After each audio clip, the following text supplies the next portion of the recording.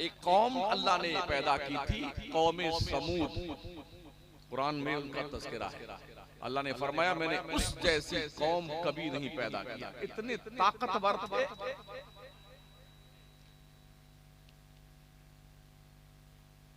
उस कौम के लोग इतने ताकतवर थे, पहाड़ है, पहाड़ पत्थर वाला, ऐसे हाथ डालते और पत्थर अंदर से निकाल लेते थे। जिस तरह हम गीली मिट्टी में हाथ डाल के अंदर से मिट्टी निकाल लेते ना, वो पत्थर के अंदर हाथ डालते और पत्थर निकाल करके उसी में से अपना बंगला बना के रहते थे पहाड़ में। 2 बेज 3 बेज बाथरूम किचन सब बना कर। उस वक्त के पैगंबर ने फरमाया कि अल्लाह की इबादत करो, अल्लाह को एक मानो, अल्लाह की जन्नत में जाओगे। तो उन्हें जान तो क्या जवाब दिया? हम नहीं मानते अल्लाह को, मेरा कोई क्या बिगाड़ लेगा, हम बहुत ताकतवर लोग हैं, हमने बढ़िया मकान बनाए हैं, पहाड़ों में मकान बनाए, बहुत मजबूत महल हमारा है, कुछ कोई बिगाड़ नहीं सकता। अल्लाह ने जिब्रील से कहा, जिब्रील जा जरा इनको इनकी औकात बता दे। उठाइए कुरान शरीफ। जिब्रील आए, ये छोटी वाली उंगली देख रहे हैं आप, कानी उंगली, इसका जो ऊपर का पोर है शहर के किनारे ऐसे लगाया जमीन के अंदर और पूरे शहर को ऊपर उठा लिया और उल्टा करके उस शहर को पटक दिया। उनकी बिल्डिंगें और उनके बंगले उनकी कब्रों में तब्दील हो गए। एक कौम आद गुजरी, बहुत बदमाश। तो अल्लाह ने 7 रातें 8 दिन, 7 लयाली व 8 अय्याम हुसूमन फतरल कौम फीहा सरअ कान्नहुम आजादु नखलिन खाविया। अल्लाह की नहीं मानी तो अल्लाह ने 7 रातें 8 दिन उन पर आंधी चलाई। आंधी इतनी तेज आंधी, उनके मकान को दूसरे मकान से उठा के टकरा दिया, पहाड़ों से टकरा दिया, एकदम चकनाचूर करके रख दिया। वो ऐसे हो गए जैसे खाई हुई खेती होती है। कान्नहुम आजादु नखलिन खाविया, जैसे 150 गाय भैंस नील गाय किसी हरी भरी खेती में घुस करके चर जाए, कुछ ना बचे, ऐसे ही उनका शहर कर दिया। आप किस ख्याल में? और क्या ये ज़ेब देता है? हमारी खुद की बहन बेटियां, हमारी माएं, हमारी बच्चियां इस तरह से महफिल कव्वाली में जाकर के वहां पर इस हुल्लड़बाजी का तमाशा देखें। क्या मुसलमान यहां तक गिर चुका है? अपनी हुर्मत और नामूस का हमें पास नहीं है। जैसे इंसान मरता है उसका नाम बदल जाता है। खान साहब मरे, चाहे कोई साहब मरे ना, सेठ साहब, चौधरी साहब, प्रधान जी, MLA जी, MP जी मरे, मर गया, मैयत है, मैयत है, डेड बॉडी, कोई नहीं कहता खान साहब है, डेड बॉडी, मुर्दा मुर्दा मुर्दा। किधर गई खान साहब? किधर गई तुर्रम खानी? कोई नहीं कहता प्रधान जी हैं, सब मुर्दा। हमारे मरते ही सबसे पहले हमारा नाम बदलता है, मुर्दा। और फिर दूसरा काम क्या होता है? भाई सब जल्दी कीजिए, अरे जल्दी कीजिए, जल्दी कीजिए भाई, अरे कबर खुद्दू को बुलाइए ना, कफन लेके आइए, भाई जल्दी कीजिए, भाई जल्दी कीजिए। क्या दुश्मनी हुई उस आदमी से यार? तो तेरा बाप, तेरा भाई, तेरी माँ जिसने कमा कर तेरे लिए घर बनाया, इतनी जल्दी तेरी दुश्मनी? जल्दी कीजिए, जल्दी कीजिए। आज तक मुझे एक रेफरेंस दे दीजिए कि किसी ने अपने बाप की डेड बॉडी को 10-5 दिन फ्रिज में सजा कर रखा। अब हुजूर हम आपको भी नहीं जाने देंगे, किसी फ्रिज में सजा कर रखेंगे। एक मिसाल दीजिए, किसी ने ऐसा किया? कितना लाडला बेटा आपका क्यों ना हो, जो बुढ़ापे में इकलौता बेटा आपको मिला, बहुत प्यार हो, अजीज जान हो, ऐसा बच्चा मर जाए तो क्या नहीं, हम अपने इस प्यारे बच्चे शहजादे को फूल की तरह रुखसार वाले गुड्डू बापू बेटे को, इसको हम कब्र में नहीं डालेंगे, हम तो इसको सजा कर फ्रिज में रखेंगे। ऐसा किसी ने किया? किसी ने नहीं। तो फिर किस सोच में आप मुब्तला है? किस सोच? आगाह अपनी मौत से कोई बशर नहीं, सामान 100 बरस का है, पल की खबर। इसलिए हर रोज सोने से पहले दिन भर के गुनाहों और नेकियों का कैलकुलेशन करके सोइए, तौबा करके सोइए। इसलिए कि आजकल लोग सोते हैं तो फिर सोते ही रह जाते हैं, और फजर में मुअज्जिन साहब अज़ान के बाद ऐलान करें, बहुत अफसोस के साथ आपको ये खबर सुनाई जाती है, बड़ी दुखद खबर है, फलाने साहब जो रात में सोए थे अचानक जहानी हो गए। जरा इन्ना लिल्लाहि व इन्ना इलैहि राजिऊन। जनाब के जनाजे की नमाज ज़ोहर की नमाज के बाद पढ़ाई जाएगी। वो हम में से कोई भी हो सकता है। अब दुनिया मज़रउल आखिरा, ये दुनिया आखिरत की खेती है। अगर तुमने इस दुनिया की जिंदगी में बबूल के दरख्त उगाए हैं तो कांटों ही की उम्मीद कीजिए, इससे गुलाब के फूल नहीं मिलने वाले। हाँ, गुलाब के फूल नहीं मिलेंगे इससे। इअमल मा शीत कमा तदीनु तुदान, जैसी करनी वैसी भरनी। कब तक आप ऐसा करें? हम कश्मीर से लेके कन्याकुमारी तक जाते हैं, साउथ इंडिया को छोड़ दीजिए, कश्मीर का इलाका भी छोड़ दीजिए, महाराष्ट्र के इलाके को छोड़ दीजिए, बकिया सारा मुल्क का मुसलमान इतना जाहिल है इल्ला माशाअल्लाह। कुछ पढ़ने लिखने का मतलब नहीं। 10 साल का बच्चा वो भी होटल में प्लेट साफ कर रहा है, कोई गले में पान की दुकान लड़का के दुकान पान बेचते हैं। ये पैसे जो आप हुल्लड़बाजियों पे खर्च करते हो ना, इस पैसे को इकट्ठा करके अपने गांव में कम से कम एक स्कूल इंग्लिश मीडियम इंटरमीडिएट तक बना लो। है गांव वालों को स्कूल है आप गांव में? अरे कुछ तो बोलो भाई साहब। प्राइमरी, हमें पता है प्राइमरी स्कूल कैसा होता है हमारे भारत का, हमें पता है। अध्यापक साहब बैठ के कुर्सी पे खैनी खा रहे होते और बच्चे बैठे हुए मक्खी मार रहे हैं। ये हमारे प्राइमरी स्कूलों का हाल है।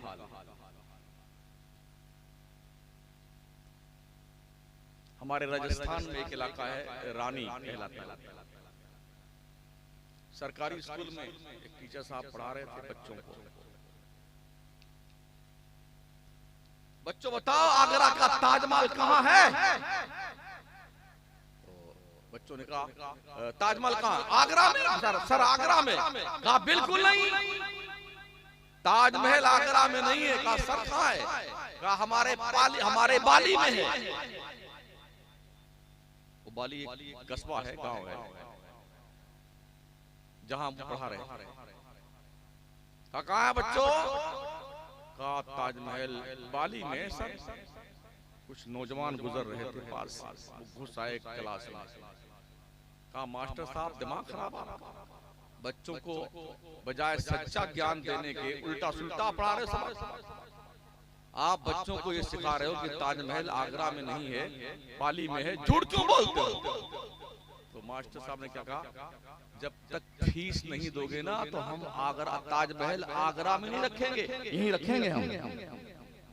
पहले फीस जमा कर। इस तरह ज्ञानी लोग जो प्राइमरी सरकारी स्कूलों में पढ़ाते हैं, जब सरकारी स्कूलों में तालीम नहीं होने लगी तब लोगों ने प्राइवेट स्कूल खोले हैं, कॉन्वेंट स्कूल खोले, इंग्लिश मीडियम स्कूल खोले हैं। तालीम वक्त की अहम जरूरत है, इसलिए लोग पैसा दे दे के, डोनेशन दे दे के पढ़ते और पढ़ाते हैं। अब सरकारी मदरसे स्कूल जो है वहां बस लावारिस की तरह तालीम हो रही है, और मदरसे तो माशाअल्लाह जिंदाबाद हैं। इतना बड़ा जलसा आपका मौका था, सालाना उर्स होता है किसी साहिब मजार का, ये भी तौफीक आपसे ना हुई कि बाहर से मेहमान आ रहे हैं, कम से कम अपने मदरसे की चूना की पुताई करवा दें। मुझे सिर्फ एहसास दिलाना कि आप कहां खड़े हुए। आज की तारीख में दुनिया की कौमें पढ़ रही हैं और पढ़ा रही हैं, और मस्त रहने वाली एक ही कौम है जिस कौम को हजरत मुसलमान कहते हैं। हुकूमतें मेहनत कर रही, अंगूठा टेक रहे ना एक, गाय भैंस चराएंगे फिर भी पढ़ने जाएंगे, सास बहू एक साथ पढ़ेगी, महिला अनपढ़ नहीं रहेगी। हुकूमतें परेशान है बेचारी, कोशिश कर रही है, हम हैं कि सुधरने को तैयार। 12वीं पास करते करते मुस्लिम कम्युनिटी का 14% स्टूडेंट ड्रॉप आउट कर जाता है। और मैं समझता हूं जब यूपी, बिहार, झारखंड, कोलकाता के इलाके में जाने आने का इत्तेफाक होता है ना, तो इतना पान, पूड़ी, बीड़ी, खैनी, सिगरेट खाता है बंदा, इतना खाता है ना, लगता है शायद इसी के लिए पैदा, इसी के लिए पैदा। मुंबई जैसे शहर में एक एक आदमी 25, 30 पान खा जाता है एक दिन में। चौपाटी साइड में चले जाए तो 1500 रुपए का एक पान मिलता है। कुछ खुश नसीब ऐसे हैं जो रोज 4, 5 पान खाते हैं। तो अगर 4 पान खाया 1500 का, कितने रुपए बन गए? 4,500, 6,000, 15 चौका 60। और फखरिया बयान करते, मैंने आज 4 पान खाए 1500 वाले। घर में मां मर रही है, उसके दवा के लिए पैसे नहीं बेगैरत के पास। बाप को हिचकियां आ रही हैं, उस मरदूद के पास वक्त नहीं कि बाप के पास बैठ के उसे तसल्ली दे। बेटों की फीस बाकी है स्कूल की, उसे देने की फुर्सत नहीं है, और पान खा रहा है 1500 रुपए का, पिचकारी मार मार के दीवारों का सत्यानाश कर। आप साउथ इंडिया में जाके देखिए ना, मजाल है कि कोई ऐसी बदतमीजी हम कौम में, हिंदू मुस्लिम जितने भी है ना, सिख ईसाई, सबका एक ही रूटेशन है, इन खुराफातों से बहुत दूर रहते हैं। 100% क्वालिफिकेशन है साउथ इंडिया में। एक भी एक्स्ट्रा आदमी किसी भी बोगी में रिजर्वेशन के सफर नहीं कर सकता है, और किसी के पास एक बैग होता है या एक सूटकेस होता है। और हमारे यहाँ एक कन्फर्म टिकट है तो उनके साथ 4 वेटिंग लिस्ट, 10 लाठियां बांध के लाता है, 5 छतरियां लेके आता है, जो पानी भरने का जरीकेन होता है उसको भी लाद लाता है बेटा, और बोरा में भर के सामान लाता है। और बंबई वीटी स्टेशन से ही मार खाना शुरू करता है ना पुलिस वालों के, धक्का मुक्का, और जब तक बिहार यूपी न पहुंच जाए तब तक वो गाली खाता है, धक्का खाता रहता है। 50 इसको दिया, 20 रुपए। अरे क्यों नहीं पढ़ते हो? तालीम का कोई विकल्प नहीं है, और तालीम ही इंसान को जानवरों से मुमताज करती है, इसलिए पढ़िए। हम भी इंसान हैं, जानवर भी जो है ना, जानवर जितने हिस्से हमारे में है उतनी बॉडी के पार्ट उसके हिस्से में हैं। हमको भी हैवान कहा जाता है, जानवर को भी हैवान कहा जाता है। दोनों में फर्क क्या है? इल्म का, अक्ल का, बोलने का। हमारी बोली पल्ले पड़ती उसकी नहीं। लेकिन आप यकीन कीजिए, भी मैंने लॉकडाउन से पहले दिल्ली में एक तोता था, वो 9 करोड़ रुपए बिका। हाँ, तो उसमें सोने जड़े हुए थे, हीरे जवाहरात भी नहीं। तोता कितना बड़ा होता है? 100 ग्राम गोश्त रहता होगा इसके जिस्म में। मगर ट्रेनर ने उसे ट्रेंड ऐसा किया था कई जानवरों की बोली बोलता था, इंसानों की बोली बोलता था। क्या क्या उसे रटा और सिखा दिया था। तो उस मनमोहक आवाज और लैंग्वेज सीखने की बुनियाद पर बोली लगी तो 9 करोड़ रुपए में तोता राजा बिके हैं।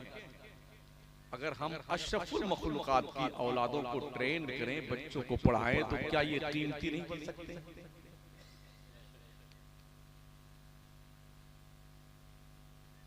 दुनिया के हर मुल्क में जब खुफिया विभाग फेल हो जाता है, इंटेलिजेंस ब्यूरो, और उन्हें पता नहीं चलता बम कहां रखा हुआ है, तो कुत्ता लाया जाता है। कहीं अफवाह फैल गई कि इस फ्लाइट में संदिग्ध हालत है, कुत्ता लाके वो सूंघेगा। जब वो हरी झंडी देता है ना, तब फ्लाइट रवाना होती है। ट्रेन में हो कि प्लेन में हो या मॉल में हो, कहीं भी हो, शान उस कुत्ते की, ओहो, लाखों रुपए पर मंथ उस पे खर्च भी होते। एसी में आराम फरमाता है, बढ़िया बढ़िया खाना खाता है, 3 स्टार 5 स्टार, उसके गले में पट्टा बांध करके उसको लेके घुमाता रहता है। इस्तिंजा फरमाना है, वो 3 स्टार लेके जाता है। इस्तिंजा फरमा दीजिए छोटा वाला, उधर चलिए बड़ा वाला इस्तिंजा फरमा दीजिए। ट्रेनर ने उस कुत्ते को इतना ट्रेन किया है, वो सूंघ के बता देता है बम कहां रखा, कातिल कौन है, हेरोइन किधर, चरस, भांग, गांजा कहां रखा हुआ है। इस ज्ञान की बुनियाद पर लाखों लाख रुपए में कुत्ता बिकता है। तो हम तो कुत्ते से तो अफजल है ना यार। अल्लाह फरमाता है, लक़द खलक़नल इंसाना फी अहसनि तक़वीम, ओ इंसान, हमने तुझे सारी कौमों से ज्यादा खूबसूरत पैदा किया। आप क्यों नहीं सीखते? आप क्यों नहीं पढ़ते पढ़ाते? दीन की तालीम जो देता है मौलाना, उसकी तनख्वाह 4000 रुपए, 5000 रुपए। अरे हाफिज जी, इतना बहुत जनाब, इतना पान खा जाते हैं और पूरी खा जाते हैं। और जब मौलाना साहब को, हाफिज जी को, इमाम साहब को तनख्वाह देने 5000 बहुत। क्या पढ़ाएगा बच्चों का आपको? फैमिली उसकी भी लगी। अगर तनख्वाह सही नहीं दोगे तो उल्टी सुल्टी तावीज बनाएगा वो। हाँ, काली, पीली, गुलाबी, इसको दफना दीजिए वो कब्जे में आ जाएगा, इसको जला दीजिए वो कब्जे में आ जाएगा, और उसको कबर खोद के थोड़ा पुरानी कबर में दफना दीजिए तो फलाने साहब कब्जे में आ जाएंगे। इसी चक्कर में लोग लगे हुए।